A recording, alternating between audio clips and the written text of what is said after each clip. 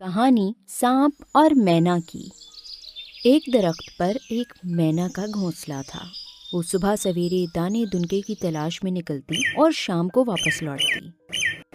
मैना अकेली ही रहती थी, सो उसने दरख्त की एक बहुत ऊंची शाख की टहनी के किनारे एक छोटा सा घोंसला बनाया हुआ था। इत्तेफाक से उस दरख्त के करीब ही एक सांप का बिल था। वो अक्सर मैना को इधर उधर उड़ते देखता और सोचता, क्या ही अच्छा हूँ जो किसी दिन मुझे इस छुटकी को हड़प करने का मौका मिल जाए। प्यारे बच्चों, आप तो जानते ही हैं कि सांप रेंगने वाला जानवर है। वो आसानी से दरख्त पर चढ़ सकता है। तो फिर मैना के शिकार में मसला क्या था?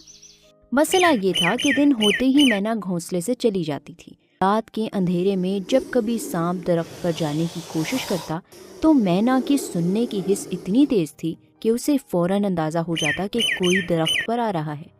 फिर जैसे ही घोंसले में सड़सड़ाहट होती, सांप मुंह छुपाकर भाग जाता। ऐसा कई बार हुआ और हर बार सांप को नाकामी हुई। आज सर्दियों की एक खूबसूरत दोपहर थी। मैना आज दाना लेने नहीं गई थी। सांप अपने बिल से बाहर आया तो उसकी नज़र मैना पर पड़ी।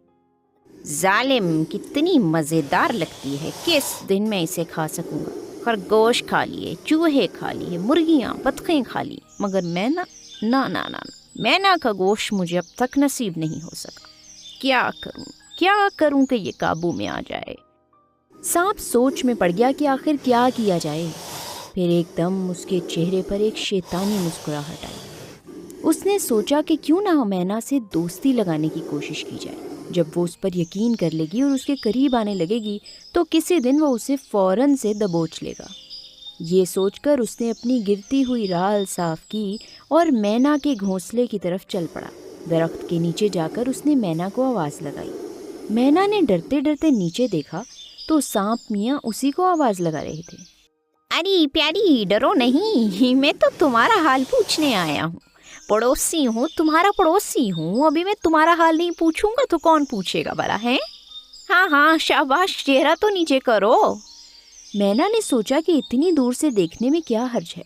ये सोचकर उसने घोंसले से मुंह नीचे करके देखा। सांप बोला, रोज देखता हूँ तुम दाना लेने जाती हो, सुबह सुबह निकल जाती हो, आज नहीं गई? खैर तो है, क्या हुआ? मैना को सांप की बात सुनकर बहुत हैरत हुई।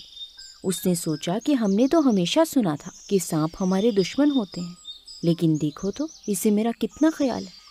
उसके दिल में फौरन सांप के लिए नरमी आ गई। बोली, हाँ भैया, वो असल में कल शाम बारिश हो रही थी, मेरी तबीयत खराब हो गई थी, इसलिए आज दाना लेने नहीं जा सकी। और हाँ, तुम्हारा शुक्रिया कि तुम मुझे पूछने चले आए। मुझे तो पता ही नहीं था कि मेरा इतना अच्छा पड़ोसी भी है। सांप दिल ही दिल में खुश हुआ कि उसकी चाल कामयाब हो रही है। फौरन बोला, ओहो ओहो, यानी सारा दिन तुमने खाना खाया नहीं है?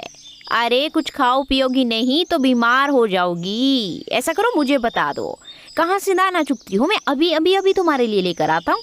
अब तो मैना बहुत ही मुतासिर हुई और खुश भी कि चलो मुझे एक दोस्त मिल जाएगा। उसने सांप को उस खेत का पता बता दिया जहाँ से वो एक किसान का डाला हुआ दाना चुग कर लाती थी। कुछ ही देर में सांप मुंह में दाना लेकर आया और दरख्त के नीचे डाल दिया। मैना हिचकिचा रही थी। उसे अब भी सांप से थोड़ा थोड़ा डर लग रहा था। सांप समझ गया कि अभी उसे मैना का एतमाद जीतना है। बोला, लो भाई मैना, दाना आ गया, उठा लेना, मैं चला, सोने का वक्त हो गया है। मैना ने ये देखा तो उसने सोच लिया कि बस अब तो उसको सांप से दोस्ती जरूर करनी ही चाहिए। अगले दिन सांप बिल से निकला तो मैना उसके बिल के आसपास हवा में उड़ रही थी। उसे देखकर बोली, सुबह बखैर। वो मैं कहना चाहती हूँ कि मैं तुमसे दोस्ती करना चाहती हूँ। कल जो कुछ तुमने किया, मुझे लगता है हम अच्छे दोस्त बन सकते हैं।